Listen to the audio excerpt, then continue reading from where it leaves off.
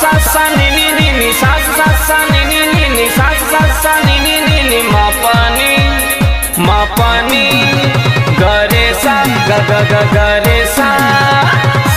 धोती कुर्ता गमछा पगड़ी हमर पहचान छै।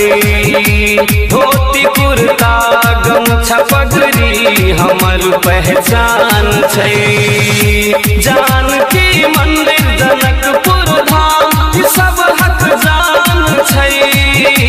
मैथिल के शान छै।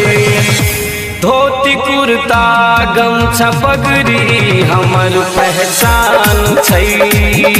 धोती कुर्ता गमछा पगड़ी हमर पहचान छै। जानकी मंदिर जनकपुर धाम सब हक जान छै। मैथिल के शान छै। धोती कुर्ता गमछा पगड़ी हमर पहचान छै। धोती कुर्ता गमछा पगड़ी हमर पहचान छै।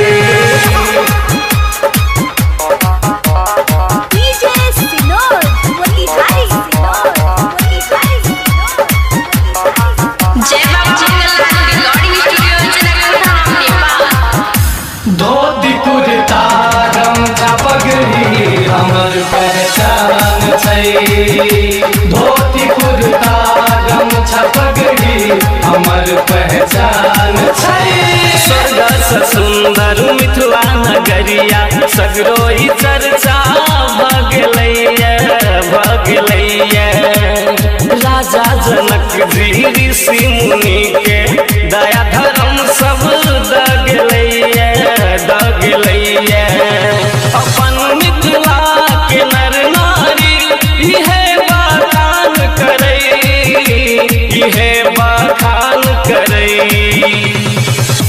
धोती कुर्ता गमछा पगड़ी हमर पहचान छै।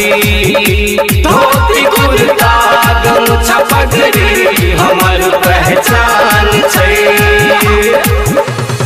अपन मिथिलाया सखिया अपन मिथिलाया। अपन मिथिलाया भैया अपन मिथिलायो। देखू स्वर्ग से सुंदर छै अपन मिथिलायो। देखू स्वर्ग से सुंदर छै अपन मिथिलाया। जनक दुलारी मिथिला के माटी सोना से सुंदर कगलैया। मिथिलापुरी के अपन जनकपुर तीर्थ धाम भगलैया। धामी ओझा महापंडित बड़ा विद्वान छै। धोती कुर्ता गमछा पगड़ी हमर पहचान छै। धोती कुर्ता गमछा पगड़ी हमर पहचान छै। जानकी मंदिर जनकपुर धाम सब हक जान छै। मैथिल के शान छै। धोती कुर्ता गमछा पगड़ी हमर पहचान छै। धोती कुर्ता गमछा पगड़ी हमर पहचान छै। धोती कुर्ता गमछा पगड़ी हमर पहचान छै।